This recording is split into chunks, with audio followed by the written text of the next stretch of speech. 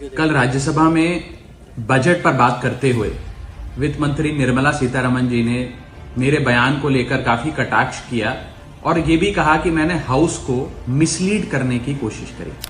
Honourable member Raghav Chadha जी, Raghav Chadha honourable member. मैंने जब उनके सवालों पर जवाब देने के लिए अनुमति मांगी तो मुझे इजाजत नहीं दी गई, इसीलिए मैंने सोचा कि इस वीडियो के माध्यम से सीधा वित्त मंत्री जी से बात करूं और दूध का दूध पानी का पानी करने का प्रयास करूं। सबसे पहले तो मैंने अपने दिए गए भाषण में जो यूनियन बजट 2025-26 पर मैंने बात रखी उसमें कई मुद्दे उठाए थे, जैसे कि रेल यात्रियों से जुड़े संबंधी समस्याएं, जैसे कि मिडिल क्लास के फाइनेंशियल चैलेंजेस, जैसे कि डोनाल्ड ट्रंप एडमिनिस्ट्रेशन द्वारा लगाए जा रहे ड्यूटीज एंड टैरिफ्स और गिरते हुए रुपये की बात रखी। इन विषयों पर वित्त मंत्री जी ने कोई जवाब नहीं दिया, लेकिन हाँ, मेरे द्वारा समझाए गए इनकम टैक्स रिबेट के एक उदाहरण को लेकर उन्होंने कई सारे बयान दे डाले। सबसे पहले तो मैं ये बताना चाहूंगा कि मैंने जो बात कही थी मैं आज भी उस पर पूरी तरीके से कायम हूं। ये 12 लाख रुपए की जो टैक्स रियायत दी जा रही है सरकार द्वारा,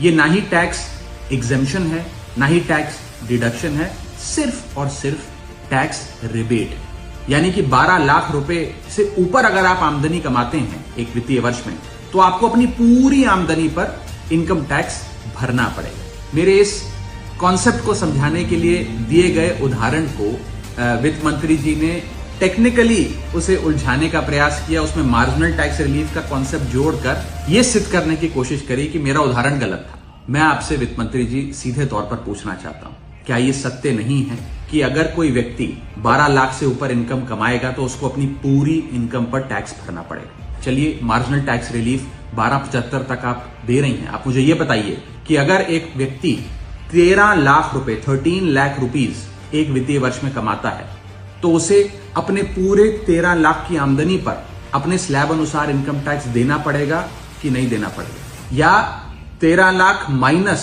12 लाख की टैक्स रिबेट 1 लाख पर देना पड़ेगा? सही जवाब है कि उसे पूरे 13 के 13 पर इनकम टैक्स भरना पड़ेगा। मान लीजिए कोई शख्स 12,76,000 रुपए कमाता है साल का, तो उसे पूरे 12,76,000 पे इनकम टैक्स भरना पड़ेगा, ना कि मात्र 76,000 रुपए जो उसने 12 लाख रुपए के ऊपर कमाए। ये टैक्स रिबेट का कॉन्सेप्ट समझाने के लिए मैंने एक उदाहरण दिया था और मैं आज भी उस पर कायम हूं कि 12 लाख रुपए से यदि 1 रुपया भी आप फालतू कमाते हैं तो आपको अपनी पूरी इनकम पर इनकम टैक्स देना पड़ेगा। मेरे उस बयान को लेकर वित्त मंत्री जी ने मुझ पर काफी व्यक्तिगत हमले भी किए, मेरे बारे में व्यक्तिगत टिप्पणियां करी। मैं बस इतना ही कहना चाहता हूं कि मेरे मन में